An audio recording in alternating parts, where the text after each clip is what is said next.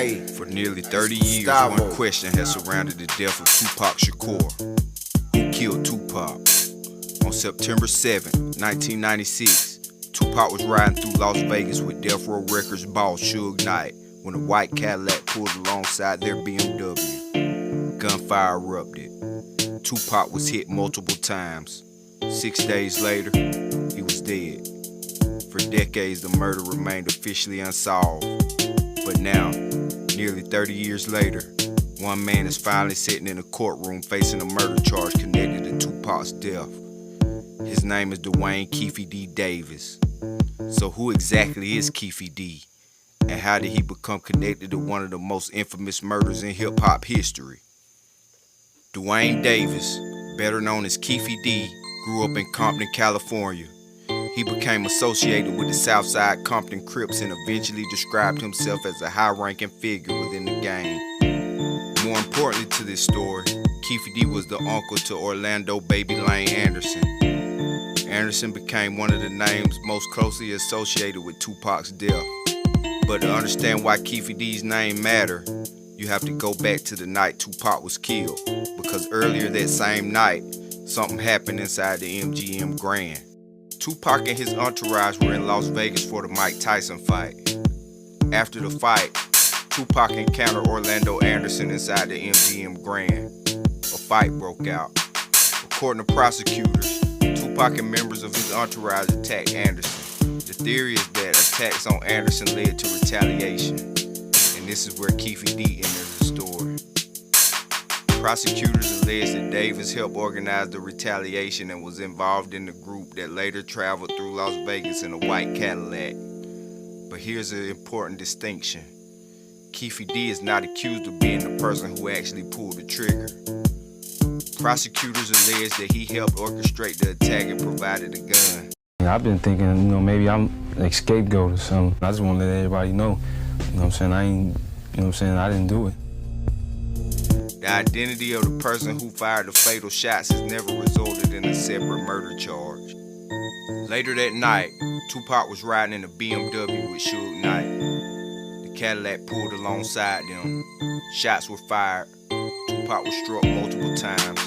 Suge Knight was also wounded with a graze to the head. Tupac was rushed to the hospital, but his conditions continued to deteriorate. On September 13, 1996, Tupac died at just 25 years old, and the investigation began. But no one was charged with Tupac's murder. Years passed, then decades. And Keefe D's own words would eventually help put the case back in the spotlight. Over the years, Keefe D publicly discussed his version of what happened. He gave interviews, he talked about the night Tupac was killed, and in 2019, he released a memoir, Compton Street Legend, in which he described his account of events. Those statements became extremely important. Investigators eventually began using Davis's own words as part of the case against him. In 2023, Las Vegas police searched a home connected to Davis. Then, on September 29, 2023, Keefe D was arrested and charged with murder.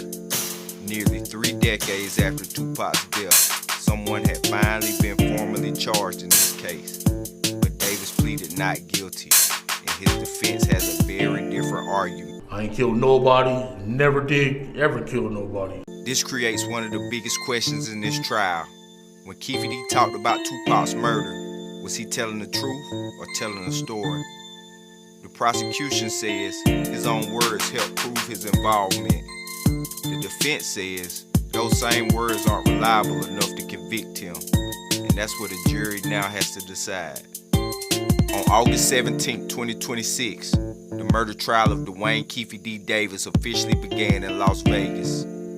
Prosecutors are presenting Davis as someone who helped orchestrate the attack as retaliation for the earlier confrontation involving his nephew, Orlando Anderson. Davis is charged with murder with a deadly weapon and has pleaded not guilty. The trial is expected to last several weeks. Prosecutors are expected to rely heavily on Davis's own statements and other evidence surrounding the case. Looked like he was trying to jump in, but the bullets was in his. The prosecution doesn't have to prove that Davis personally fired the gun.